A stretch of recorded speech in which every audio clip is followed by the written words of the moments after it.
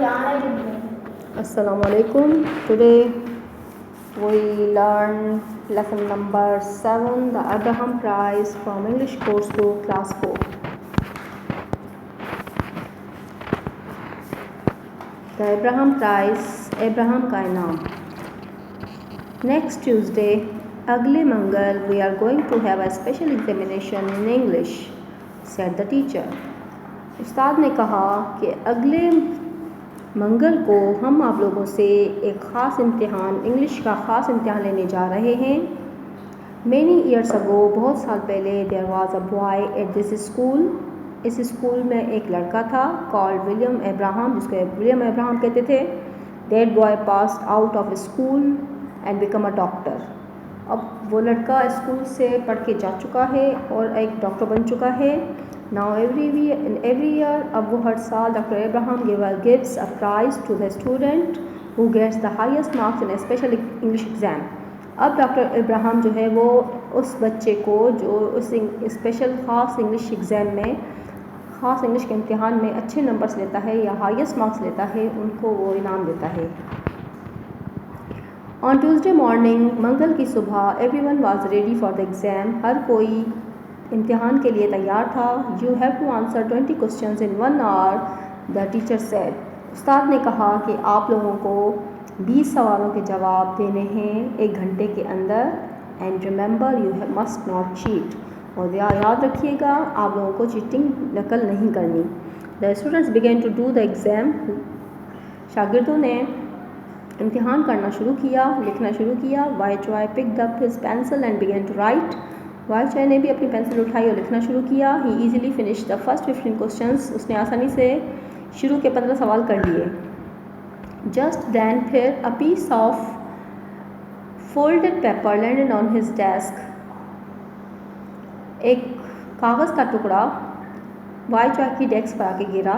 Y ने looked around. Y ने चारों तरफ देखा. He saw one of his classmates, Yinky. उसने एक अपने हम जमात लड़के यंकी को देखा.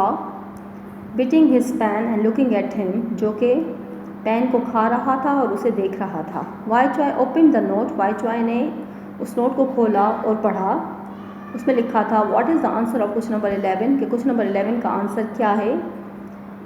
Y looked angrily at Yankee and shook his head. Wai ने गुस्से से यंकी को देखा और नहीं कहा. He folded the note and threw it back. उसने नोट को वापस लपेटा और उसे वापस फेंका. What are you doing, Wai? तुम क्या कर रहे हो, Wai? The teacher asked. Teacher ने पूछा. He walked up and picked up the note from Inky's desk. Teacher आगे बढ़ा और उसने वो नोट उठाया इंकी की डेस्क से. He read it. उन्होंने वो नोट पढ़ा एंड सेड, और कहा, I told you not to cheat. मैंने आप लोगों को कहा था कि नकल नहीं करनी. Give me your paper and leave the room, Wai. मुझे अपना पेपर दो और वाई क्लास से बाहर चले जाओ. I can't let you finish the exam. मैं तुम्हें इम्तिहान ख़त्म करने नहीं दे सकता. Wai walked out with tears in his eyes. Wai अपनी आंखों में आंसू लिए बाहर निकला. He got on his bicycle. उसने अपनी साइकिल ली and rode very slowly along the road with his head bowed. और अपना सर झुकाए सड़क पर साइकिल चलाने लगा. Before he knew it, इससे पहले कि वो जान पाता, he had crashed into an old man. उसकी टक्कर हो गई एक बूढ़े आदमी के साथ. Both of them fell down. दोनों के दोनों गिर जाते हैं. I am very sorry, Wai said. Wai ने कहा, मुझे माफ़ कर कीजिए. I wasn't looking. मैं नहीं देख रहा था. That's all right, said the old man. बूढ़े शख्स ने कहा, ठीक है बेटा, कोई बात नहीं. Let me help you up, said Wai ने कहा, आए मैं आपकी उतने में मदद करूं. बूढ़े शख्स ने कहा, थैंक्स बेटा, but tell me why are you not in school? तुम स्कूल में क्यों नहीं हो? asked the old man. बूढ़े शख्स ने पूछा. I was sent out of school, Wai said. Wai ने कहा, मुझे स्कूल से भेजा गया है. Soon, जल्द ही, he was telling the old man all about Yankee's note. उसने जल्द ही उस बूढ़े शख्स को यंकी के बारे में, यंकीज़ के नोट के बारे में पूरा बता दिया. The old man listened patiently. बूढ़ा शख्स उसे सुन रहा था. Can you prove to your teacher that you didn't write the note he asked. उसने कहा क्या तुम अपने उस्ताद को साबित कर सकते हो कि वो नोट तुमने नहीं लिखा। जस्ट दैन फिर Wai Choi noticed a large pen in the old man's pocket. फिर वाई चॉय ने उस बूढ़े शख्स के जेब में एक बड़ा सा पेन देखा और उसे याद आया, ओ यस, ओ हाँ, आई कैन प्रूव, मैं साबित कर सकता हूँ that I didn't right that note, मैंने वो नोट नहीं लिखा। ही क्राइड, और रोना शुरू कर दिया। Wai Choi rode like the wind back to school.